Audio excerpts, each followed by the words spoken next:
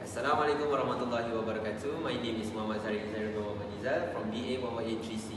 Assalamualaikum and hello. My name is Muhammad Ayub bin Azhan and I'm from BA1183C.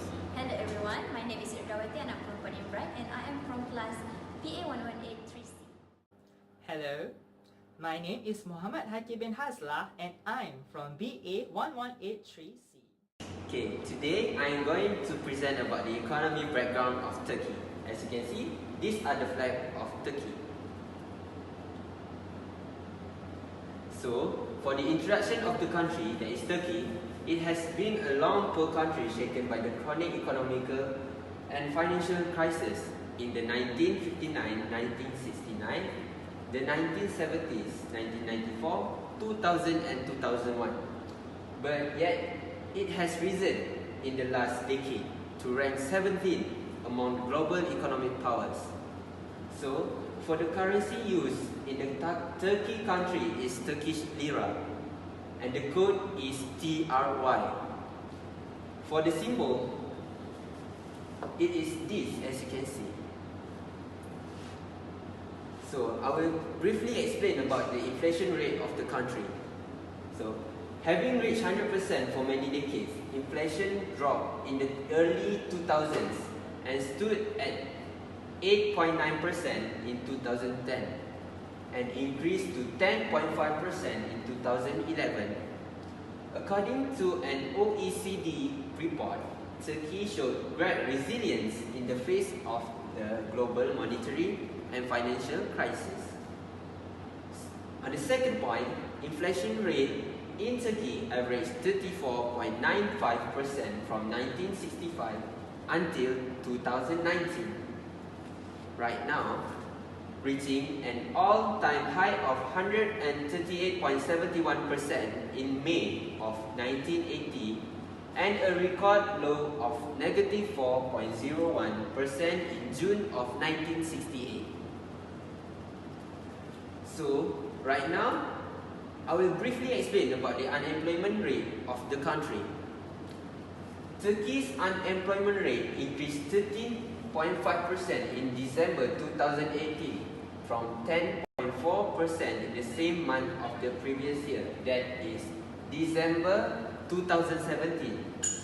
As the number of the unemployment went up 1.01 million to 4.30 million and employment decreased 633,000 to 27.66 million.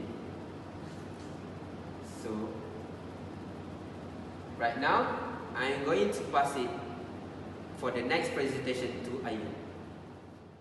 Thank you, Zarith. Next is the inflation rate in Turkey 2000 until 2003. As you can see, the pie chart that I have created, 2000 until 2001 is increasing. 39.03 until 68.53 is increasing. The CRIS team the own structure and financial content of Turkey, and it was possible to find inter-financial sources. And the system to manage both of the crises. Furthermore, the IMF and Turkey agree on a standby program make structural change and put the economy back on its track. For your information, the IMF is International Monetary Fund. As you can see, the 2001 until 2002, the bar chart is changing, decreasing. In 2002, the structure changed. The program was designed to establish and enhance the economy, order it collapsed. Alright, in 2003, the aims were reducing the inflation rate to 35% as soon as fall 2002, ensuring growth based on export and to realize a better allocation of resources. The program also advised realize structural reforms aiming and argumentative the growth potential of Turkey. Okay, that's all for me. I'm gonna pass it to Erda.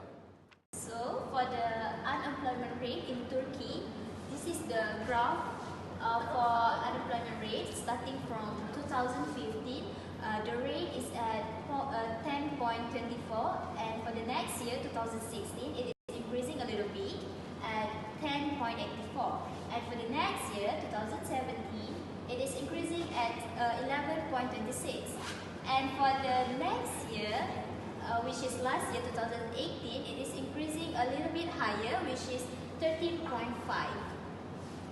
So these are the three factors that influence unemployment rate. First of all, it is voluntarily leaving the workplace. This is where the workers found that their current places is not suitable with them, and they quit the job and find another suitable job for them. Next, the next factor is advanced technology used in the country. The company replaced that human power, and they use advanced technology because it is producing more goods and services. For the last factor, it is temporary employment. This is where the workers are given 2 or 3 years of contract to work, and after that they will be unemployed. So thank you, and right now I will pass the next presentation to Haqim to explain about the economic data of Turkey. Hello, my name is Muhammad Haqim Hazellah, and I'm from BA1183C. My part represents as Turkey's economic data and condition.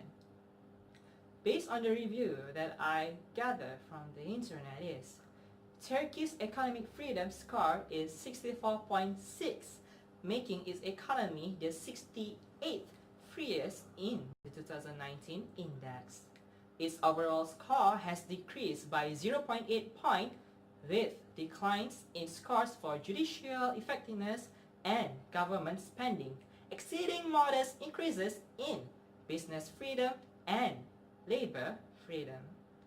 Turkey is ranked 33rd among 44th countries in the Europe region, and its overall score is below the regional average but above the world average.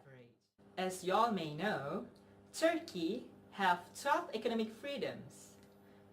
It has been divided to 4 parts. The first part is rule of law. The second part is the government size. Third part is regulatory efficiency. And lastly, open market. The first part is rule of law. Rule of law split into 3 main components: property rights, judicial effectiveness, and government integrity. Property rights are generally enforced. A reduction in transfer fees in 2018 is the property registration process. The judiciary is independent but influenced by the executive through appointments, promotion, financing, judicial effectiveness, and government integrity. The second part is government size. Government size split into 3 main components: tax burden, government spending, fiscal health. The top personal income tax rate is 35%, and the top corporate tax rate is 22%. Other taxes include value added and environment taxes. The overall tax burden equals 25.5% of total domestic income. Over the past 3 years, government spending has amounted to 64.1% of the country's output, GDP, and budget deficits have averaged 2.0% of GDP. Public debt is equivalent to 28.5% of GDP. The third part is regulatory efficiency. Regulatory efficiency split into 3 main components: business freedom, labor freedom, and monetary freedom. The process of starting up a business has become easier with less time required for registration, but bureaucratic red tape and ineffective enforcement or regulation continue to be drag on entrepreneurship. Despite some progress, the labor market remains rigid. Turkey has few price controls, but the government's promises of more subsidies for agriculture and education played a major role in the outcome of the 2018 elections. Last but not least, open markets. Open markets split it into three main components: trade freedom, investment freedom, and financial freedom. The combined value of export and imports is equal to 54.2% of GDP. The average applied tariff rate is 2.7%. As of June 30th, 2018, according to the WTO, Turkey had 370 non-tariff measures in force. Critical impediments to more dynamic foreign investment flows include lingering bureaucracy and the lack of transparency. About 72% of adult Turkeys have access to an account with a formal banking institution.